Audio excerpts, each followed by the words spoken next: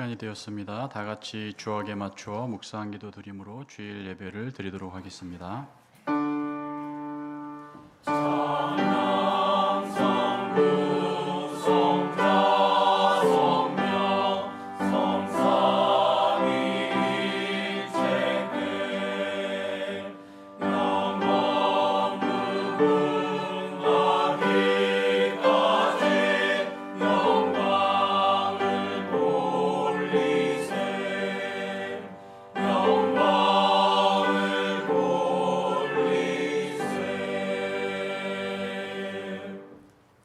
온 땅이여 여호와께 즐거운 찬송을 부를지어다. 기쁨으로 여호와를 섬기며 노래하면서 그의 앞에 나아갈지어다. 아멘. 성부 성자 성령 거룩하신 삼위 하나님, 오늘 우리 예배에 임재해 주시고 이 예배를 통해 영광 받아 주옵소서. 예수님의 이름으로 기도합니다. 아멘. 다 같이 자리에서 일어나셔서 찬송가 1장을 부르겠습니다.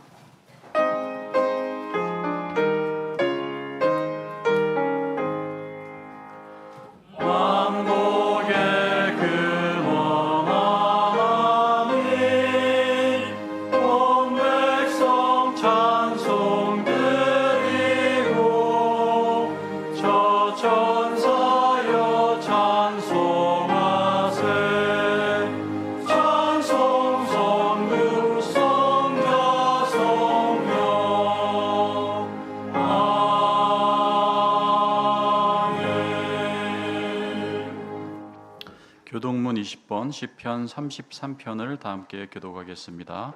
교동문 20번입니다.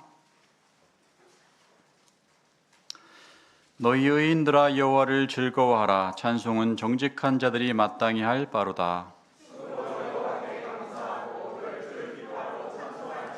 새 노래로 그를 노래하며 즐거운 소리로 아름답게 연주할지어다.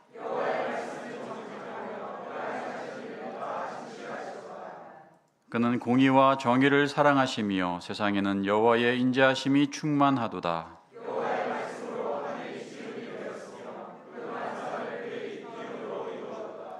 그가 바닷물을 모아 무더기같이 쌓으시며 깊은 물을 곳간에 두시도다.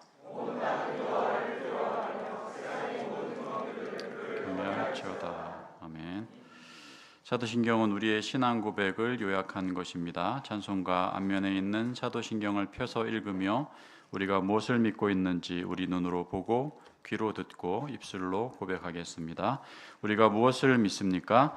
전능하사 천지를 만드신 하나님 아버지를 내가 믿사오며 그 외아들 우리 주 예수 그리스도를 믿사오니 이는 성령으로 잉태하사 동정녀 마리아에게 나시고 본디오 빌라도에게 고난을 받으사 십자가에 못 박혀 죽으시고 장사한 지 사흘 만에 죽은 자 가운데서 다시 살아나시며 하늘에 오르사 전능하신 하나님 우편에 앉아 계시다가 저리로서 산자와 죽은 자를 심판하러 오시리라.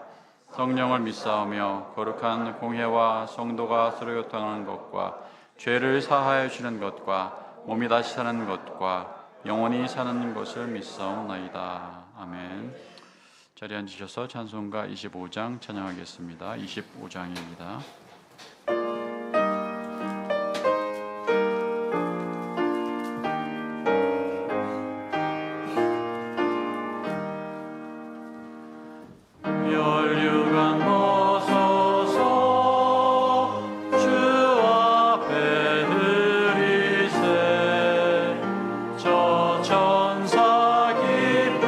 노래가 온 땅에 퍼지네.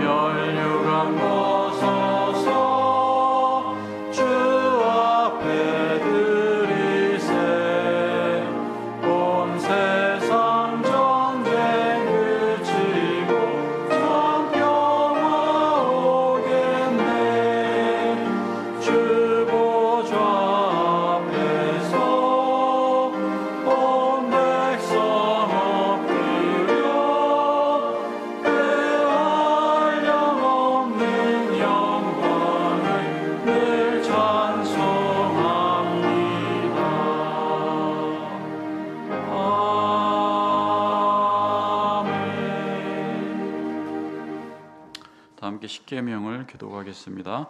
표제와 큰 글씨는 제가 읽고 작은 글씨는 여러분들이 읽겠습니다. 하나님이 모든 말씀으로 말씀하여 이르시되 나는 너를 애굽 땅 종 되었던 집에서 인도하여 낸 내 하나님 여호와니라. 제1은 너는 나 외에는 다른 신들을 내게 두지 말라. 제2는 너를 위하여 새긴 우상을 만들지 말고 또 위로 하늘에 있는 것이나 아래로 땅에 있는 것이나 땅 아래 물속에 있는 것에 어떤 형상도 만들지 말며 그것들에게 절하지 말며 그것들을 섬기지 말라.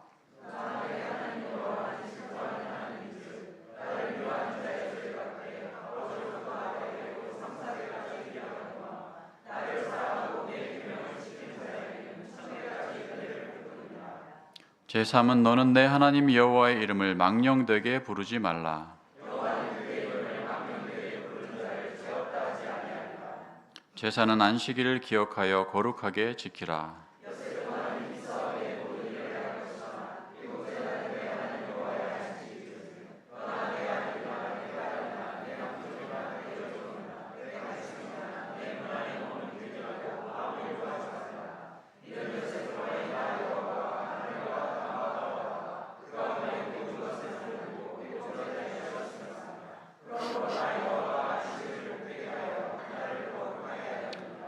제5는 내 부모를 공경하라.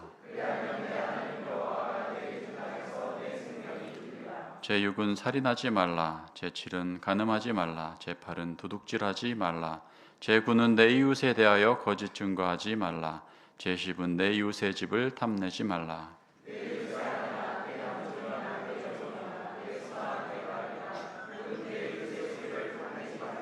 읽겠습니다. 예수께서 이르시되 내 마음을 다하고 목숨을 다하고 뜻을 다하여 주 너의 하나님을 사랑하라 하셨으니 이것이 크고 첫째 되는 계명이요 둘째도 그와 같으니 내 이웃을 내 자신같이 사랑하라 하셨으니 이 두 계명이 온 율법과 선지자의 강령이니라. 아멘. 십계명은 하나님이 우리를 사랑하신 것처럼 우리도 하나님을 사랑하고 또한 이웃을 서로 사랑해야 함을 말해주고 있습니다. 이 십계명의 교훈에 비추어 한 주간 우리의 삶을 돌아봅시다. 만일 우리가 죄가 없다고 말한다면 우리 스스로를 속이는 것입니다. 그리고 하나님을 거짓말하는 자로 만드는 것입니다. 하지만 우리가 죄를 숨기지 아니하고 자복하여 버리면 우리를 불쌍히 여기실 것입니다. 이 시간 우리의 죄를 고백하며 용서를 구하는 참회의 기도를 드리겠습니다.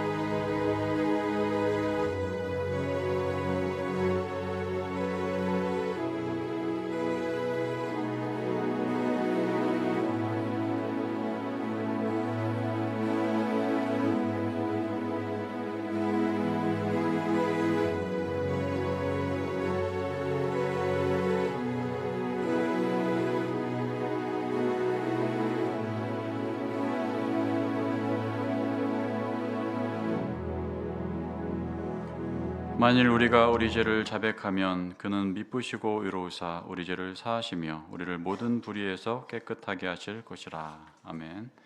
함께 찬송가 413장 찬양하겠습니다. 413장입니다.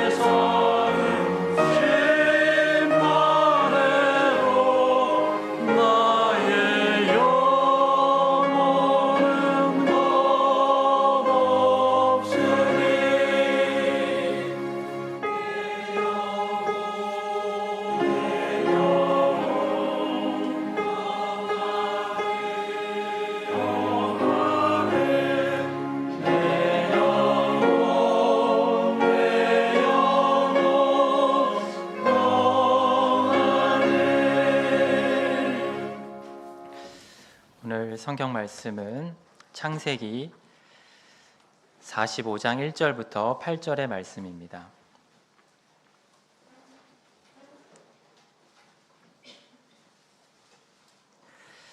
창세기 45장 1절부터 8절의 말씀을 저와 한 절씩 번갈아 가면서 읽겠습니다.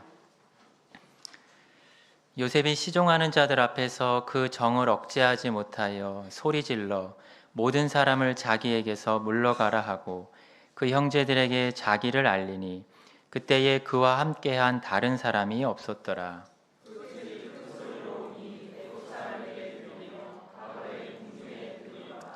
요셉이 그 형들에게 이르되 나는 요셉이라 내 아버지께서 아직 살아계시니까 형들이 그 앞에서 놀라서 대답하지 못하더라.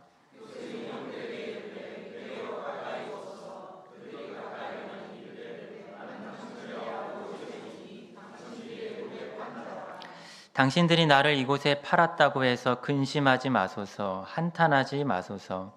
하나님이 생명을 구원하시려고 나를 당신들보다 먼저 보내셨나이다.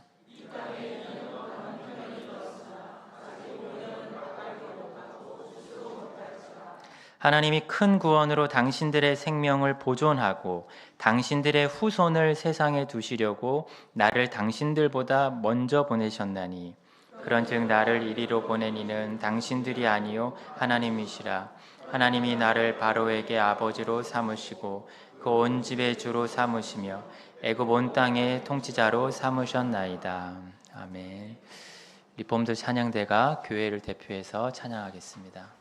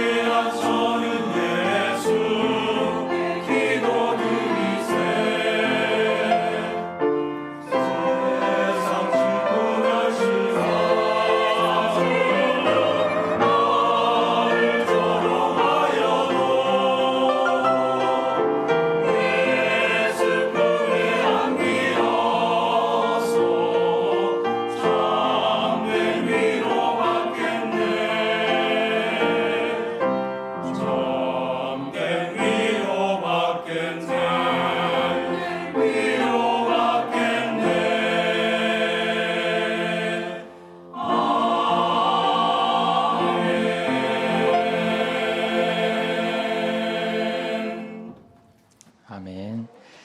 기도하겠습니다.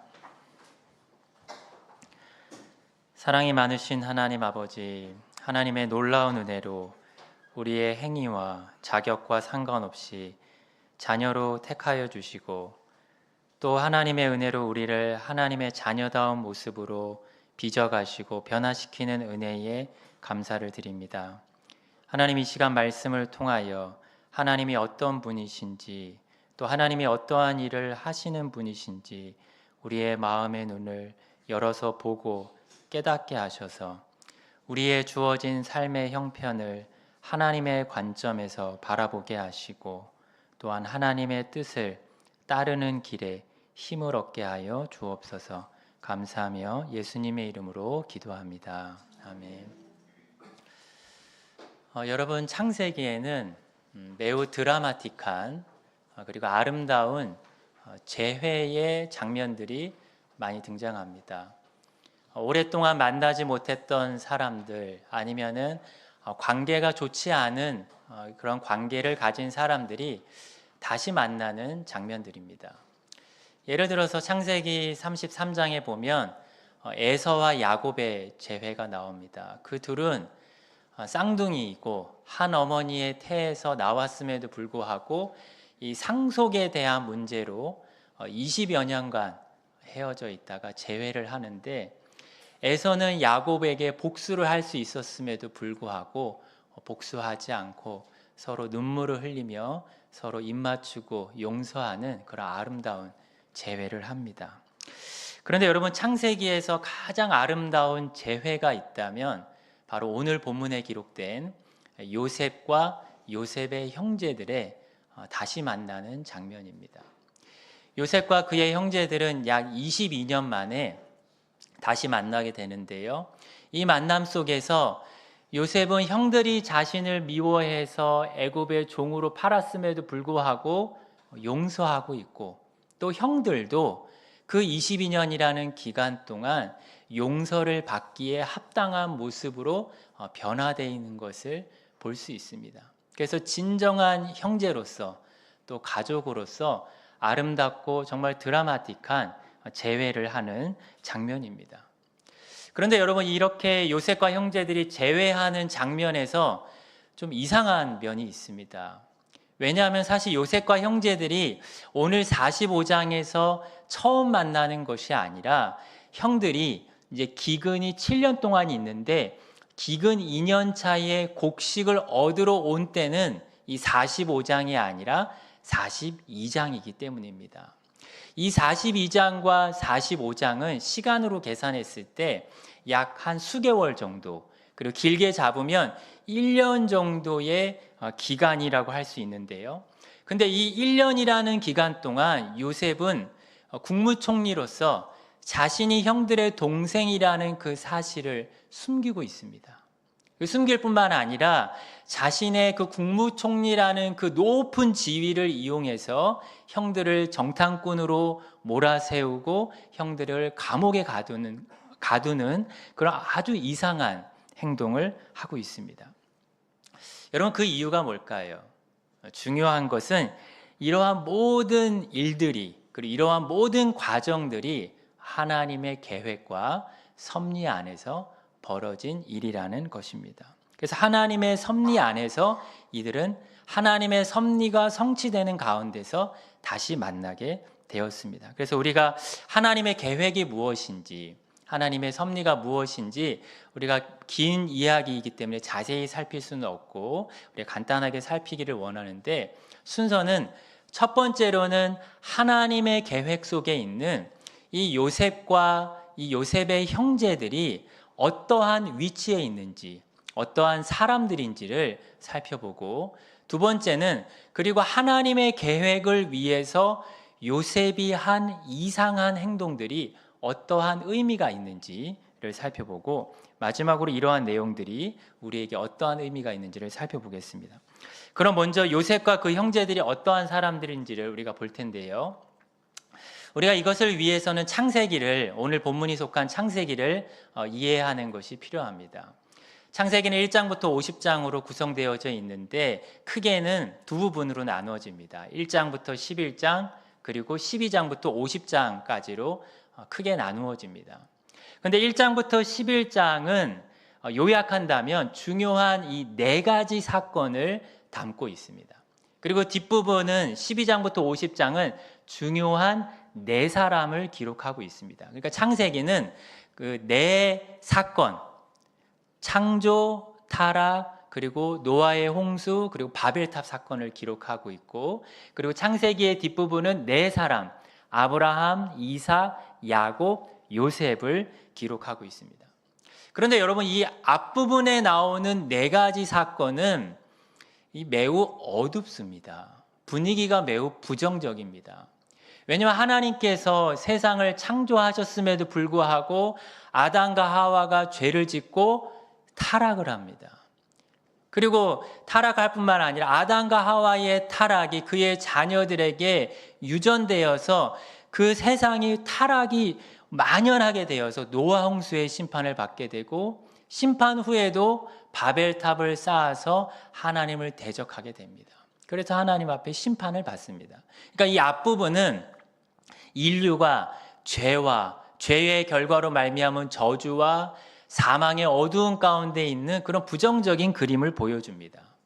하지만 여러분, 창세기의 뒷부분은 이제 작은 희망의 빛이, 그리고 하나님께서 인류에게 복을 주고자 하시는 이야기가 시작됩니다. 특별히 하나님은 이제 복을 주시기 위해서 아브라함과 아브라함의 후손을 택하십니다. 그래서 그 중요한 네 사람, 아브라함, 이삭, 야곱, 요셉을 통해서 죄로 인해서 저주 아래 있고 사망 가운데 있는 그들에게 하나님은 이제 그들을 통해서 그들에게도 복을 주시고 또 그들을 통해서 세상도 복을 받게 하려고 하십니다. 이러한 계획은 창세기의 다음 책인 출애굽기에 가면 매우 분명하게 드러납니다. 출애굽기에 처음 되면 이제 그 아브라함의 후손들이 매우 번성해서 숫자가 늘어나서 어떻게 되죠? 거대한 민족과 큰 하나의 나라가 되어 있습니다. 그런데 하나님은 이 이스라엘 민족과 어떻게 하시죠? 하나님은 그 이스라엘 민족을 특별하게 구별하셔서 그들과 언약을 맺으시는데 그들을 자신이 통치하는 신정 국가로 삼으십니다. 그러니까 하나님이 통치하는 거룩한 나라로 구별하시는 것이죠. 그래서 하나님은 이스라엘을 통해서 무엇을 하려고 하셨을까요? 바로 아브라함 때부터 약속하셨던 하나님이 주시고자 하는 복을 세상에 전하는 역할을 이스라엘이 하게 하려고 하셨습니다. 그러니까 이스라엘은 모든 세상과 열방을 만복의 근원 되시는 하나님께로 이끄는, 인도하는 제사장 나라 역할을 하도록 되어 있었던 것이 바로 하나님의 계획이었습니다. 그런데 여러분, 이러한 하나님의 계획 가운데 요셉과 그의 형제들은 어떠한 사람들일까요? 이들은 모두 야곱의 12명의 아들들인데 이들이 모두 이스라엘 나라 12지파의 조상들이고 족장들입니다. 그래서 이스라엘 나라의 이 기원이 되고 뿌리가 되는 사람들입니다. 요즘 말로 말하면 한 나라가 세워지는 데 있어서 국부와 같은, 나라의 아버지와 같은 역할을 하는 대표적인 인물들이 바로 요셉과 형제들입니다. 그런데 여러분, 이 요셉과 이 요셉의 형제들의 신앙과 인격을 보면 참 의심스럽습니다.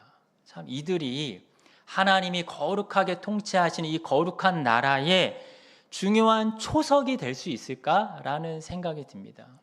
이들의 인격이 미성숙해 보이고 허물도 많고 특히 이들의 거룩함에는 매우 의심스러운 부분이 많이 있기 때문입니다. 무엇보다 이들이 이렇게 문제를 가지고 있는 이유는 그들의 아버지 야곱으로부터 시작되었다라고 할 수 있습니다. 그들의 아버지 야곱은 우리가 잘 아는 것처럼 욕심이 많은 사람이었고 아내가 2명이고 첩이 2명이었습니다. 그래서 그 4명을 통해서 아들이 12명이 되었고 다 이복 형제들이었습니다. 물론 여러분, 아들이 많으면 좋죠. 근데 문제는 뭐죠? 아들들이 사이가 좋아야 됩니다. 형제 간에 사이가 좋으면 문제가 없습니다. 근데 문제는 이 이복 형제 12명 사이가 좋지가 않았습니다. 갈등이 있었습니다. 특히 이 갈등에 불을 지핀 사람이 야곱이었습니다. 야곱은 그 4명의 아내와 첩 중에서 자신이 가장 사랑하는 아내가 라헬이었고 그 라헬의 2 아들 요셉과 베냐민을 편애했습니다. 근데 이것이 발단이 되어서 형제들 사이에서는 갈등과 분쟁이 끊이지 않았고, 심지어는 요셉의 형들이 요셉을 애굽의 종으로 팔아버리는 일까지 발생하게 됩니다. 그러면 그렇게 억울하게 종으로 팔린 요셉은 어땠을까요? 그렇게 아버지의 편애를 받던 요셉의 17살 때의 모습을 생각해 보면, 요셉은 아버지의 사랑을 독차지하면서 이복 형제들의 잘못을 아버지에게 고자질했습니다. 그리고 그 고자질로 인해서 형들에게 미움을 받았습니다. 그런데 그렇게 형들에게 미움을 받으면서도 분별력도 없이, 철도 없이 무슨 행동을 하죠? 하나님이 자신에게 주신 꿈을 형들 앞에서, 형들이 듣기에 기분 좋지 않은 꿈인데 그 꿈을 자랑했습니다. 요셉도 형들만이 아니라 요셉도 이기적이고 지혜롭지 못한 모습을 가지고 있습니다. 여러분 어떻습니까?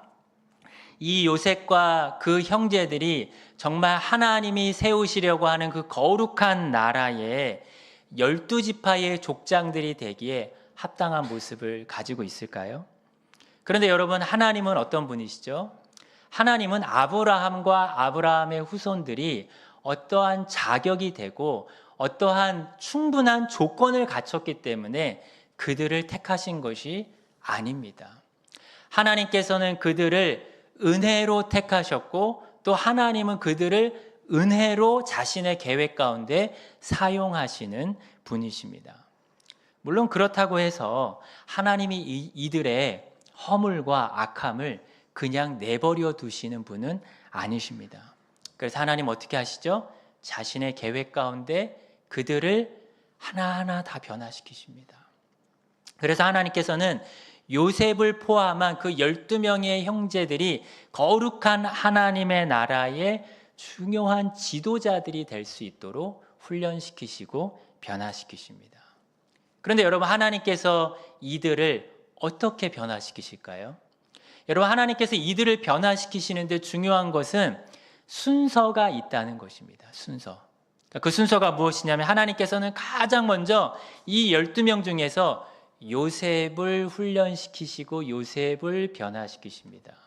그리고 그 다음에 요셉을 통해서 요셉으로 하여금 요셉의 형들과 그리고 요셉의 가정이 변화되도록 하십니다.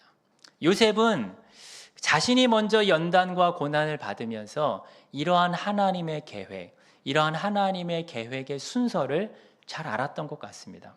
오늘 본문 한번 45장 7절과 8절 우리 한번 같이 한번 읽어보겠습니다. 7절과 8절입니다. 시작. 하나님이 세상에 두시려고 나를 당신들보다 먼저 보내셨나니 그런즉 나를 이리로 보낸 이는 당신들이 아니요 하나님이시라. 하나님이 나를 바로에게 아버지로 삼으시고 그 온 집의 주로 삼으시며 애굽 온 땅의 통치자로 삼으셨나이다. 여러분 8절 처음에 뭐라고 돼 있죠? 나를 이 애굽으로 보낸 분은 하나님이다. 형들이 나를 팔았지만 하지만 나를 궁극적으로 보내신 분은 하나님이고 하나님의 계획이 있었다. 하나님의 계획이 뭐죠? 7절에 보면 뭐라고 돼 있죠? 7년의 긴 기근 가운데 하나님의 계획 가운데 있는 이 아브라함의 후손들이 멸망당하지 않고 이들의 계보가 끊이지 않고 이들을 보존하는 것이 하나님의 계획이었다라고 고백합니다. 그래서 이들이 나중에는 우리가 아까 본 것처럼 출애굽기에서 거대한 민족과 나라가 되게 하시려고 하나님이 나를 애굽에 보내셨다 이렇게 말하는 것입니다. 그런데 요셉은 하나님께서 자신을 보내신 것에 대해서 더 구체적인 면이 있다고 여기서는 말하지 않는데 우리가 시편을 통해서 그러한 구체적인 요셉 개인에 대한 계획이 있는 것을 우리가 볼 수 있는데요. 우리 한번 시편 105편 17절을 보겠습니다.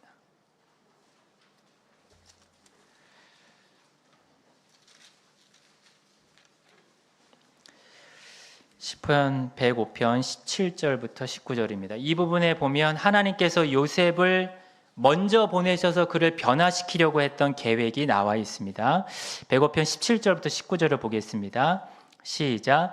그가 한 사람을 앞서 보내셨으며 요셉이 종으로 팔렸도다. 그의 발은 착고를 차고 그의 몸은 쇠사슬에 매었으니 곧 여호와의 말씀이 응할 때까지라. 그의 말씀이 그를 단련하였도다. 17절에 하나님이 그를 보내셨는데 19절은 뭐라고 말합니까? 여호와의 말씀이 응할 때까지라. 이것을 쉽게 말하면 하나님의 계획이 있었고 하나님의 계획이 응했다, 성취했다는 것입니다. 그러니까 하나님의 계획이 무엇입니까? 19절의 마지막에 나오듯이 그 말씀이 요셉을 단련하고 변화시키는 것입니다. 그래서 17절, 18절에 나오듯이 하나님이 그 17살의 어린 나이의 요셉을 10년간 종살이 시키시고 3년간 억울하게 감옥살이를 시키시면서 그를 단련시키시고 변화시키신 것입니다. 그리고 마침내 하나님의 말씀이 응하자 20절에 보면 하나님이 그를 무통치자로 높이십니다. 모든 세상의 통치자로 높이시고 그 높아진 지위를 통해서 크게는 아브라함의 자손들이 보존되고 또 열방이 복을 받지만 궁극적으로는 요셉의 형제들이 거룩하게 변화되는데 쓰임을 받게 하신 것입니다. 그래서 잠시 정리해 보면 요셉은 이러한 하나님의 계획을 알았기 때문에 우리가 지금부터 살펴보려고 하는 형들에게 자신의 신분을 속이고 형들에게 이상한 행동을 했던 것입니다. 그럼 지금부터 요셉이 형들에게 한 이상한 행동들의 의미를 보려고 하는데요. 우리 한번 다시 창세기 42장으로 처음 형제들과 만났던 42장으로 돌아가 보겠습니다. 42장 1절입니다. 11절. 여러분 이 부분의 내용은 이제 요셉이 다짜고짜 형들을 너희는 스파이다, 정탐꾼이다 라고 몰아세우는 장면인데 이때 형들이 어떻게 말하냐면 42장 11절을 우리 한번 같이 읽겠습니다. 시작.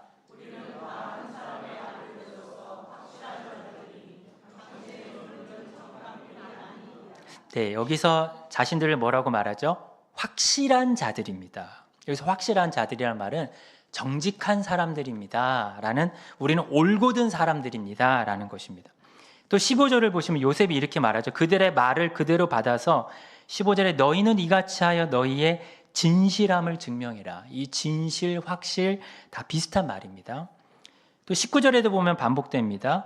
너희가 만약에 확실한 자들이면, 그리고 20절도 보면 뭐라고 되어 있죠? 너희의 막내 아우를 내게로 데리고 오라. 그러면 너희의 말이 진실함이 되고. 여러분 계속해서 확실함, 진실함, 정직함이라는 단어가 계속 반복되는데 이 단어가 창세기 42장부터 44장까지 여러 번 반복해서 등장합니다. 그러니까 요셉은 형들에게 너희는 정탐꾼이기 때문에 너희의 진실함과 확실함을 증명하라 요구하고 있고, 형들은 우리는 확실하고 진실한 사람들입니다 라고 말하는 것입니다. 그런데 여러분 놀라운 사실은 형들이 자신들의 진실함과 확실함을 말하기 위해서 가정사를 끄집어냅니다. 가정사, 본인들의 가정 이야기. 그래서 자신들은 본래 한 아버지의 아들들로서 12명인데 하나 베냐민은 지금 아버지와 함께 있고 하나 요셉은 없어졌나이다. 그래서 우리 10명이 여기 있습니다 라고 이렇게 말합니다. 여러분 이 형제들의 말이 확실하고 진실한 말일까요? 아닙니다. 거짓이 있습니다. 왜 그럴까요? 요셉은 없어진 것이 아니라 요셉을 죽이려고 했다가 형들이 종으로 팔아버린 것이기 때문입니다. 그러니까 형들은 정탐꾼은 아닐지 모르지만 그들이 말한 대로 확실하고 진실한 사람들은 아닙니다. 무엇보다도 확실하고 진실한 사람이 아니라는 것을 그들의 말을 듣고 있는 요셉이 알고 있습니다. 그리고 그들의 아버지 야곱도 여전히 형들에게 속고 있습니다. 그리고 무엇보다도 그들은 하나님께 죄를 지은 사람들입니다. 그래서 지금 확실, 진실이라는 단어가 계속 반복되면서 사용되지만 이것을 사용하는 이유는 지금 요셉은 너희가 정탐꾼이 아니라는 것을 증명하라는 것이 아니라 더욱더 본질적으로는 너희들이 지은 옛 죄에 대해서 하나님께 죄를 진실로 회개했다라는 것을 확실하고 진실하게 보여주고 증명하라 라는 의도로 지금 요셉은 사용하고 있는 것입니다. 그럼 여러분, 이제 구체적으로 이들의 회개가 진실한지, 이들이 정말 하나님 앞에 지었던 죄에 대해서 확신한 사람들인지 드러내기 위해서, 입증하기 위해서 어떠한 이상한 행동을 했을까요? 크게 세 가지 이상한 행동을 합니다. 첫 번째로는 요셉은 형들을 감옥에 가둡니다. 정탐꾼으로 몰다가 이제 감옥에 가둡니다. 여러분, 왜 이런 행동을 했을까요? 아니, 거꾸로 이들이 감옥에 갇혔을 때 무슨 일이 벌어졌을까요? 우리 한번 42장 15절을 한번 보겠습니다. 42장 21절입니다. 42장 21절 시작. 그들이 서로 말하되 우리가 아우의 일로 말미암아 애걸할 때에 그 마음의 괴로움을 보고도 듣지 아니하였으므로 이 괴로움이 우리에게 임하도다. 여러분, 형제들은 함께 자신들의 이전의 죄악, 요셉에게 했던 죄악을 추억해냅니다. 그리고 그 죄악을 고백합니다. 이거 우리 죄 때문이야. 아마 이들은 감옥에 갇혀서 요셉을 팔기 전에 구덩이에 가뒀던 것, 그리고 자신들이 감옥에서 지금 애매하게 고통을 당하면서 괴로운 심정을 느끼면서 자신들이 요셉을 구덩이에 던졌을 때 요셉이 살려달라고 구걸하고 부르짖던 그 비통했던 요셉의 모습을 생각했을 것입니다. 그래서 자신들의 죄가 이제 22년 만에 자신들에게 돌아오고 있다는 것을 생각했을 것입니다. 그런데 여러분, 요셉은 이제 형들을 3일 동안 감옥에 가둔 뒤에 이제 시므온만 남겨두고 나머지 형들을 가나안 땅으로 돌려보냅니다. 왜 그랬을까요? 아마도 이 현실적인 이유는 가나안 땅에 남겨져 있는 가족들의 이 식량 문제를 해결하기 위한 것이었을 것입니다. 그런데 여러분, 왜 시므온을 남겨뒀을까요? 왜 하필 시므온일까요? 성경은 이것에 대해서 자세히 말하지는 않습니다. 하지만 추측을 해본다면 시므온은 다른 형들보다 22년 전에 요셉에게 악을 행할 때 조금 더 악하고 큰 악을 행했던 것으로 추측할 수 있습니다. 우리가 잠깐 22년 전의 일을 생각해 보면 형들은 이제 집에서 멀리 떨어져서 양을 치고 있는데 아버지 야곱이 요셉에게 형들에게 가봐라 라고 명령을 합니다. 그래서 요셉이 형들에게 찾아가는데 그때 요셉이 오는 모습을 보고 형들이 요셉을 죽이자고 논의합니다. 근데 여러분, 그때 주동자가 누구였을까요? 물론 성경에는 주동자가 나오지 않습니다. 근데 우리가 주동자를 추측할 수 있습니다. 여러분, 야곱의 아들들 중에서 요셉을 죽이자고 할 만큼 어떠한 영향력을 발휘할 수 있는 사람은 많지 않습니다. 왜냐하면 이 야곱의 첩의 아들들, 실바와 비라의 아들들, 갓, 아셀, 단, 납달리 같은 사람들은 이런 영향력을 행사할 수가 없습니다. 오히려 나이도 있고 먼저 태어나고 첫째 아내의 아들들인 루벤, 시므온, 레위, 유다가 이러한 역할을 할 수 있습니다. 그런데 여러분, 이 루벤, 시므온, 레위, 유다 중에서 확실히 아닌 두 사람이 있습니다. 누구냐면 바로 루벤과 유다입니다. 왜냐하면 루벤은 이 처음부터 요셉을 살리려고 매우 노력을 했다고 성경에 기록되어 있습니다. 그리고 두 번째로 유다가 아닌 이유는 유다는 우리가 요셉을 죽이지 말고 차라리 저 상인들에게 팔자라고 형들을 설득하는 역할을 했습니다. 그러면 당연히 누구일까요? 둘째인 시므온인 것입니다. 그리고 여러분, 시므온은 이 셋째 레위와 더불어서 아주 잔인한 성격을 가진 사람입니다. 잔인한 캐릭터입니다. 자신들의 여동생 디나가 세겜 족속의 추장의 아들에게 강간을 당하게 되는데 그때 어떡하죠? 시므온과 레위 단 두 사람이 그 족속을 쳐들어가서 모든 사람을 살해하는 아주 잔인한 사람입니다. 그래서 시므온은 이 요셉을 죽이자고 하는 데에 주동자였을 것입니다. 그래서 요셉은 그 주동자 시므온을 어떻게 하죠? 형들이 다 보는 앞에서 시므온을 따로 불러내서 끌어내서 그를 결박하고 감옥에 가두게 된 것입니다. 그러니까 요셉은 지금 무엇을 하고 있냐면 형들이 22년 전에 행했던 그 죄들을 기억나게 하고 그리고 그 죄들이 그들을 찌르는 상황으로 끌고 가고 있는 것입니다. 그럼 이어서 두 번째로 요셉이 한 이상한 행동은 이제 시므온을 두고 가나안 땅으로 돌려보내면서 베냐민을 데려오라라고 합니다. 베냐민. 여러분, 왜 베냐민을 데려오라고 했을까요? 사실 지금 곡식을 얻으러 올 때 이 베냐민은 동행하지 않았습니다. 아까도 말씀드렸듯이 야곱은 자신의 사랑하는 아내인 라헬의 두 아들 요셉과 베냐민을 끔찍하게 편애했습니다.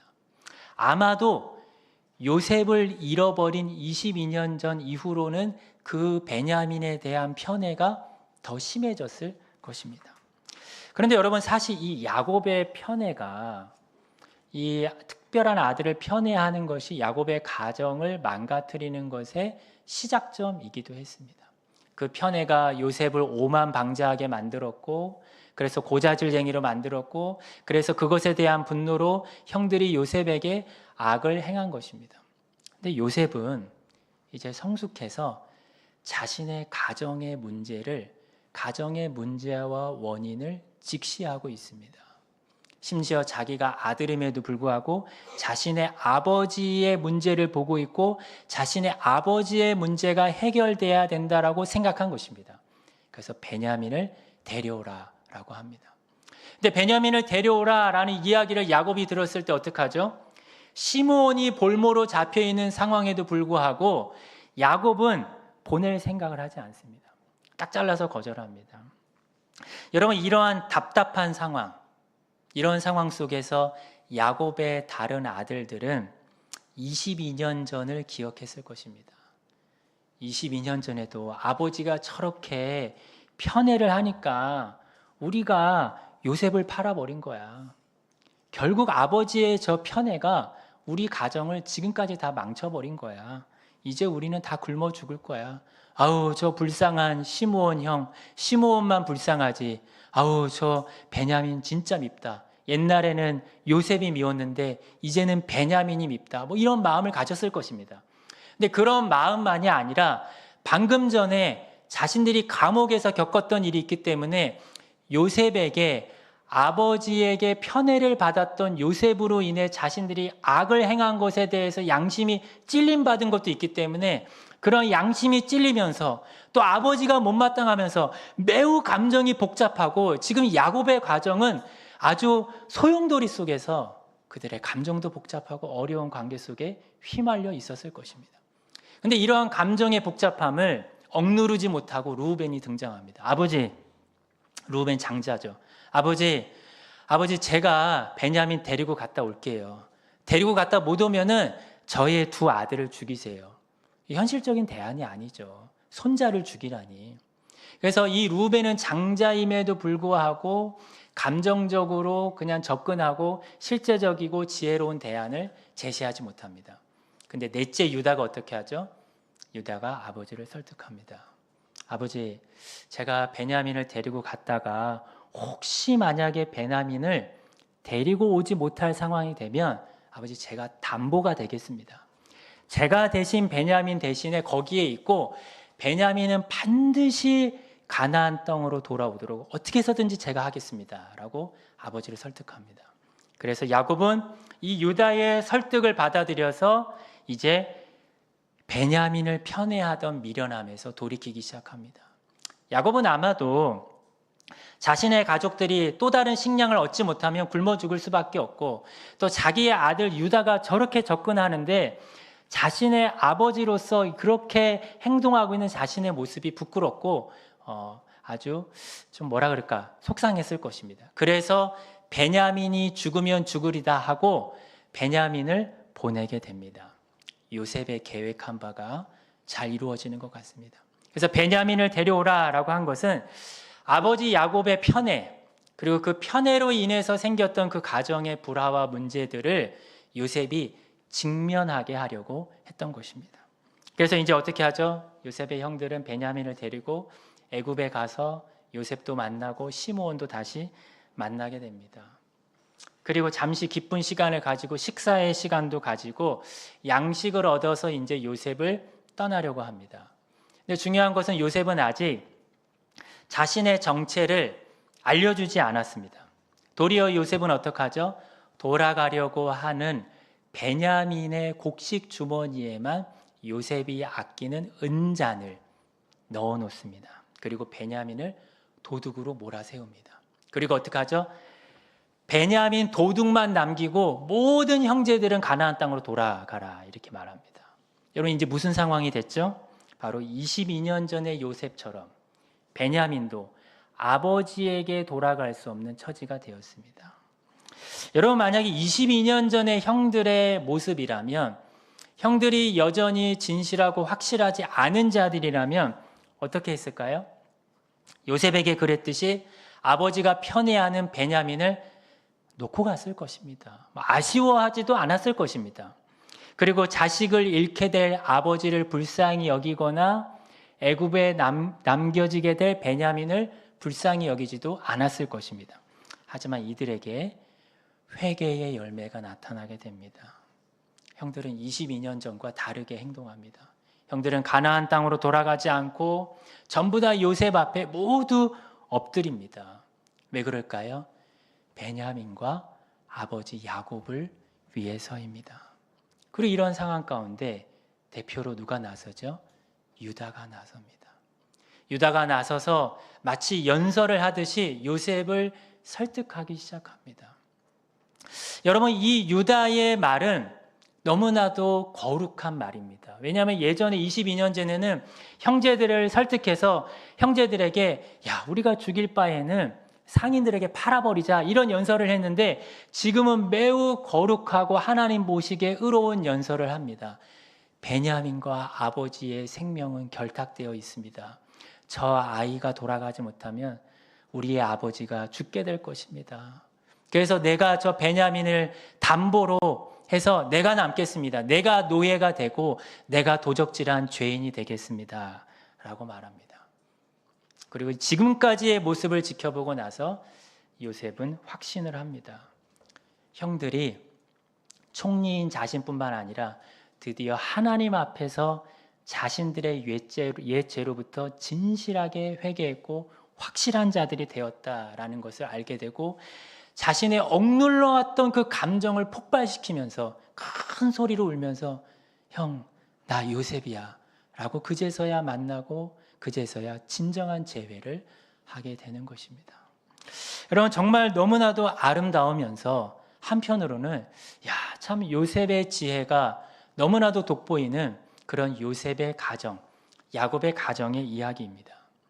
여러분, 우리는 지금까지 하나님의 계획 가운데 있는 아브라함의 자손들이 변화되는 이야기를 보았는데요.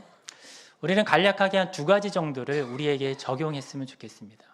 첫 번째로는 우리 신약교회 신약 시대의 우리 성도들이 지금은 우리가 아브라함의 자손이라는 것입니다. 우리가 예수님을 믿음으로 아브라함의 자손이 되었고, 또 아브라함의 자손으로서 우리도 또 누가가 되었을까요? 바로 출애굽기의 이스라엘 민족들처럼 거룩한 나라요 하나님의 제사장이 되었습니다. 베드로전서 2장 9절에 보면 그러나 너희는 택하신 족속이요 왕 같은 제사장들이요 거룩한 나라요 그의 소유가 된 백성이니 너희를 통해서 하나님의 아름다운 덕을 선전하기를 원하신다라고 말합니다. 그래서 우리가 제사장 나라고 우리가 거룩한 나라입니다. 그러면 여러분, 하나님은 우리에게 어떻게 하실까요? 우리도 하나님의 거룩한 나라답게 제사장답게 변화시키십니다. 그럼 여러분, 하나님은 어떤 방식으로 우리를 변화시키실까요? 그것은 바로 요셉과 그의 형제들을 변화시키셨던 것과 같은 방식으로 변화를 시키십니다. 여러분, 하나님이 먼저 요셉을 고난을 받게 하시고 요셉이 변화를 받고 그 다음에 요셉을 통해서 형제들을 거룩히 하셨습니다. 근데 여러분, 요셉은 예수님의 모형입니다. 예수님이 어떻게 하셨죠? 성경에 보면 예수님은 고난을 받아 온전케 되셨습니다. 그래서 예수님이 고난을 받은 이후에 부활하시고 승천하셔서 하나님 보좌 우편에 앉으실 정도로 높아지셨습니다. 그리고 그 높아지신 예수님을 통해서 어떻게 하실까요? 그 예수님을 통해서 우리를 거룩하게 변화시켜 나가십니다. 우리의 진실함, 우리의 확실함과 정직함이 요셉 앞에 보여졌던 것처럼 예수님 앞에 보여지도록 우리에게 일하고 계신 것입니다. 물론 예수님은 자신의 죄 때문에 요셉처럼 고난을 받으신 것이 아닙니다.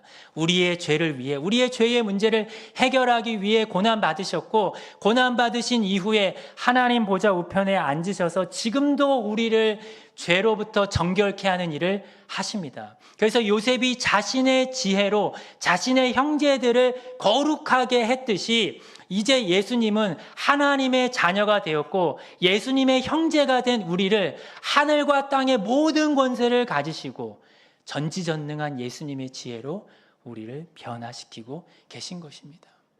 그래서 요셉이 형제들을 애매하고 이해할 수 없는 상황으로 집어넣었던 것처럼 예수님은 때로는 우리를 애매하고 곤고한 상황으로 몰아가시기도 합니다. 그리고 그럴 때 우리는 요셉의 형제들처럼 우리의 죄가 기억납니다.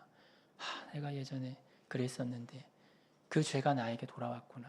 그리고 또 어떻게 하죠? 그 죄를 고백하게 됩니다. 근데 예수님은 죄의 고백만 받으시는 것이 아니라 그 고백이 진실한 열매로 진실하고 확실하게 입증될 때까지 예수님은 우리를 거룩하게 변화시키는 일을 지금 하고 계신 것입니다. 우리의 삶의 과정은 이러한 과정을 겪고 있는 것입니다. 그런데 여러분, 이러한 과정 속에서 우리에게 필요한 것이 무엇일까요? 그것은 바로 요셉처럼 고백하는 것입니다. 오늘 45장 8절에서 요셉이 뭐라고 고백합니까? 애굽에 보낸 이는 형들이 아니라 하나님이다. 그래서 하나님의 섭리를 고백하고 있습니다. 요셉은 형들을 원망하지 않습니다. 물론 그 13년 동안 얼마나 자신이 국무총리가 되기 전까지 얼마나 원망이 많이 나왔겠습니까? 근데 지금은 하나님의 섭리를 인정하는 것입니다. 여러분, 우리가 왜 원망할까요? 힘들고 어렵기 때문이죠. 근데 힘들고 어려울 때 하나님의 섭리를 보지 못하면 원망이 나옵니다. 사람이 탓이 되고 환경이 탓이 됩니다. 하나님께서 예수님을 통해서 그 예수님의 지혜와 능력으로 우리를 높이기도 하셨다가 낮추시고 질병도 주시고 때로는 힘들게 하시고 때로는 평탄하게도 하시는데 그런 과정 가운데 하나님의 섭리를 보지 못하고 인정하지 못하면 우리의 마음속에는 원망과 탓이 나오는 것입니다. 보이는 사람과 보이는 환경만 보이는 것입니다. 그래서 우리가 예수님께서 우리의 형제로서 우리를 거룩해 하실 때 가장 필요한 것은 하나님의 섭리를 인정하고 보게 해달라고 간구하는 것입니다. 하나님을 신뢰하면서 그 과정 가운데 하나님, 저 사람이 한 것이 아니라 이 환경을 탓하는 것이 아니라 하나님이 하신 것을 인정하는 것입니다. 마지막 두 번째로 우리가 적용할 수 있는 것은 우리도 요셉과 같은 역할을 해야 한다는 것입니다. 여러분, 아마 각 가정에서 예수님 믿는 가정에서 부모로서 예수님 믿는 분들이 계실 것이고 아니면 부모가 아니시라면 내가 가정에서 먼저 예수님을 믿은 분이 있으실 것입니다. 가정이 아니더라도 나의 직장이나 학교나 교회에서 다른 사람들보다 더 신앙이 성숙한 위치에 있는 분이 계실 수도 있습니다. 마치 요셉이 형들보다 성숙했던 것처럼 말입니다. 그런데 하나님은 우리가 주어진 자리에서 성숙한 요셉처럼 역할을 하기를 원하십니다. 하나님께서 우리를 성숙하게 만들어 가시는 이유는 우리 자신을 위해서도 있지만 그 다음은 우리의 이웃을 위해서입니다. 아브라함의 자손들의 역할이 무엇이죠? 우리를 통해서 하나님의 복이 흘러가기 위한 것입니다. 그래서 하나님, 우리가 요셉처럼 우리가 사람들에 대해서 오래 참아주고 기다려주고 그리고 지혜를 발휘하고 절제를 발휘해서 우리 주변의 사람들을 섬기기를 원하십니다. 우리의 신앙의 영향력이 그 사람에게 미치기를 원하시는 것입니다. 그래서 나의 믿음만 진실하고 확실하게 드러나는 삶이 아니라 나를 통해서 다른 사람의 믿음도 확실하고 진실하고 정직하게 드러나기를 원하시는 것입니다.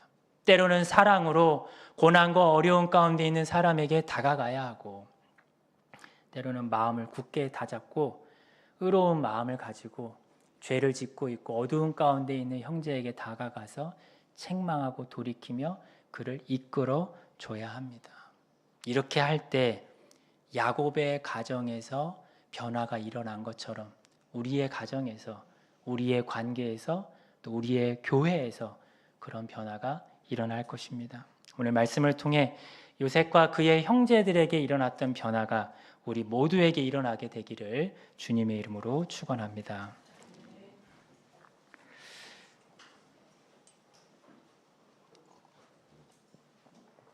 기도하겠습니다. 하나님, 고난을 받아 온전케 되신 예수님을 통하여 우리를 진실하고 거룩하게 변화시켜 나가시는 은혜를 감사합니다.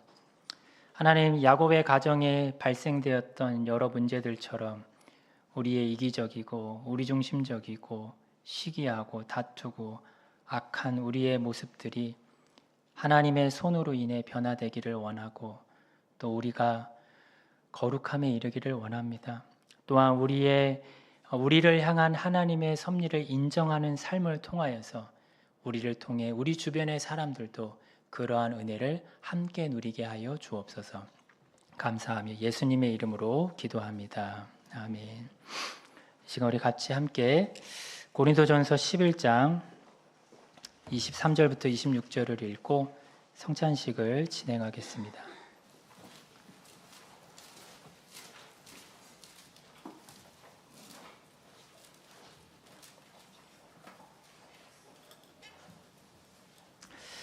같이 함께 읽겠습니다. 시작. 내가 너희에게 전한 것은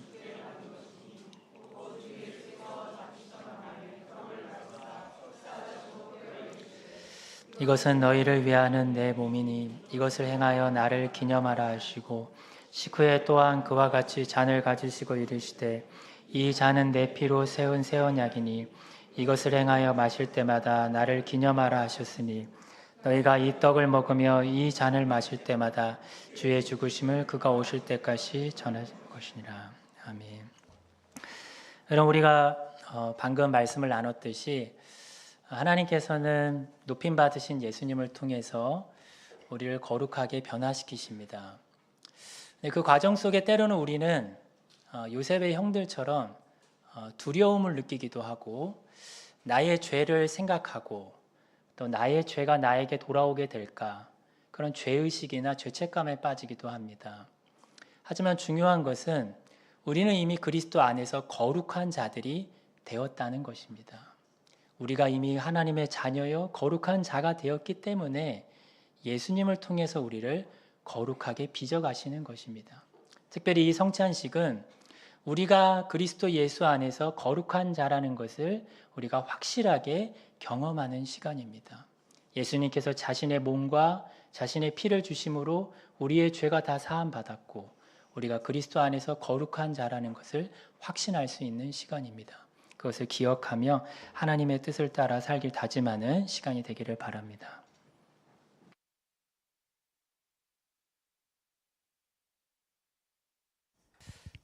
사랑이 많으신 하나님 아버지, 우리가 이 떡을 취할 때에 우리의 거룩한 신분, 우리를 성도라 부르기에 합당하게 하기 위해서 예수님께서 우리를 위하여 주신 몸, 자신을 찢으신 몸을 기억합니다.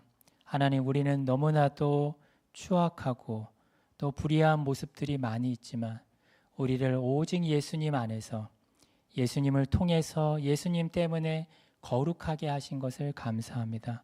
하나님, 우리에게 다시 한번 그 은혜를 깨닫게 해주시고 하나님의 은혜 안에서 살아가기를 다짐하는 시간이 되게 하여 주옵소서. 감사하며 예수님의 이름으로 기도합니다. 아멘.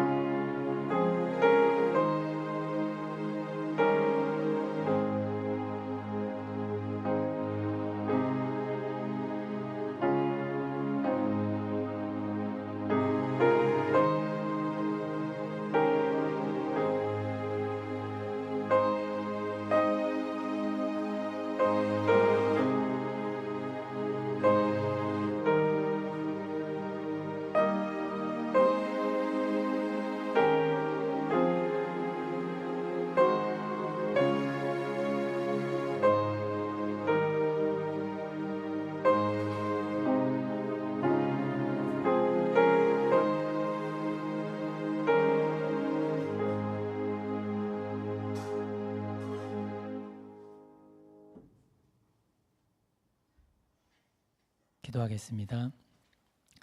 사랑이 많으신 하나님, 우리가 이 잔을 나누면서 예수님께서 우리의 죄를 위하여 흘리신 피를 기억합니다.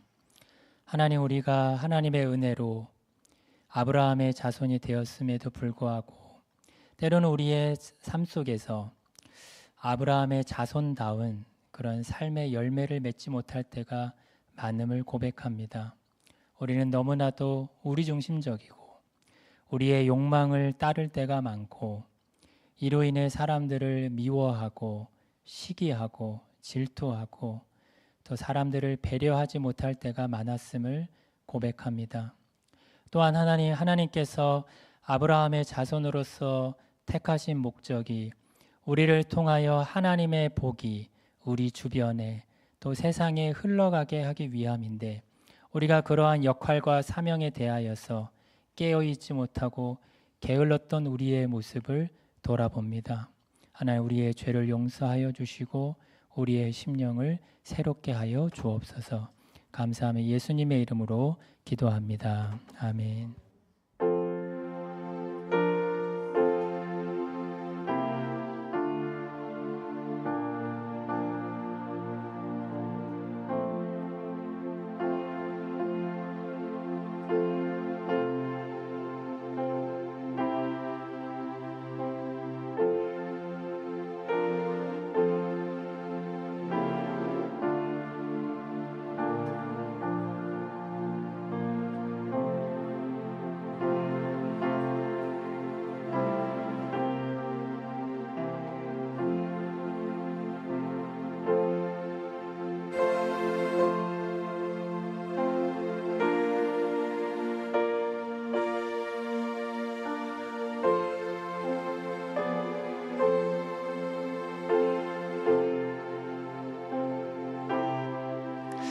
우리 성찬식 진행하면서 찬송가 549장 찬송하겠습니다.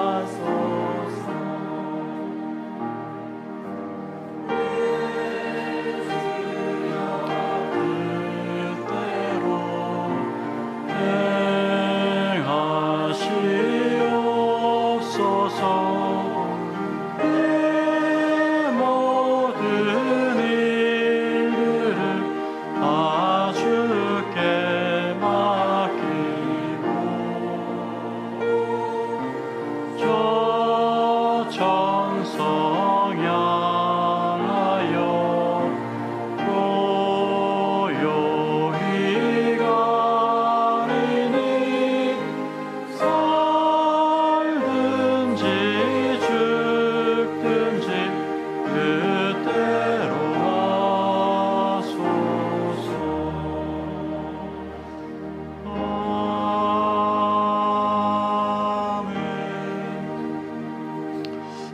50장 1절 3절 찬송하시면서 준비하신 예물 드리도록 하겠습니다.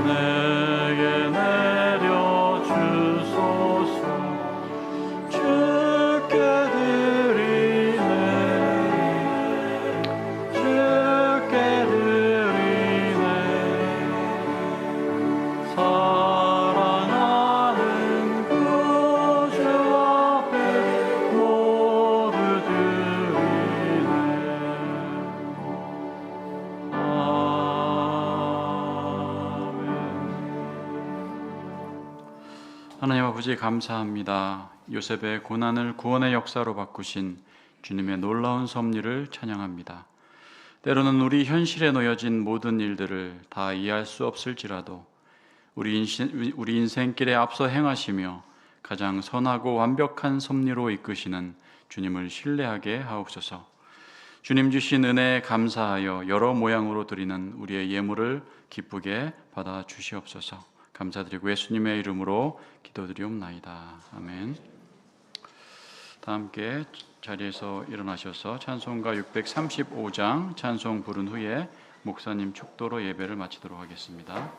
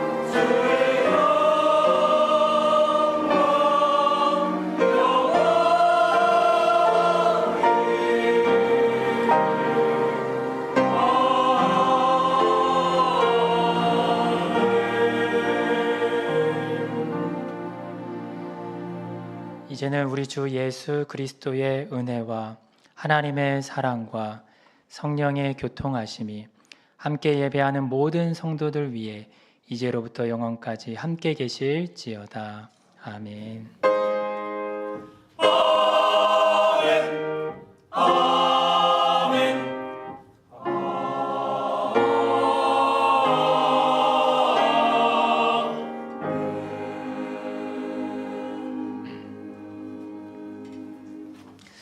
네, 예배를 마쳤습니다. 잠시 자리에 앉아주시면 몇 가지 광고를 드리겠습니다. 오늘 교회에 처음 나오신 분이 계시면 진심으로 환영합니다. 교회에 대한 안내가 필요하신 분들은 새가족 교사분들의 안내를 받으시기 바랍니다. 전교인 수련회에 대한 안내입니다.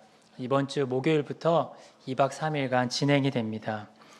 특별히 작년과 다르게 유초등부실과 유치부실이 같은 2층에서 진행을 하게 되었기 때문에 도착하실 때 작년에 주 집회 장소로 사용했던 2층으로 오시면 됩니다. 그래서 그곳에서 등록을 오후 2시부터 3시까지 하기 때문에 그 시간에 도착하셔서 등록을 진행해 주시기 바랍니다. 기타 다른 사항들은 주보의 광고를 참고해 주시고요. 그리고 오늘 재직회가 2부 예배 후에 유초등부실에서 있을 예정입니다. 직분자분들께서는 참여해 주시기 바랍니다. 그리고 교우동정에 대한 소식입니다. 청년 일부 허위진 형제가 7월 20일 내일 군대에 입대하게 되었습니다. 함께 아시는 분들은 서로 격려해 주시기 바랍니다. 네, 모든 순서를 마쳤습니다. 좌우 앞뒤 계신 분과 인사 나누겠습니다.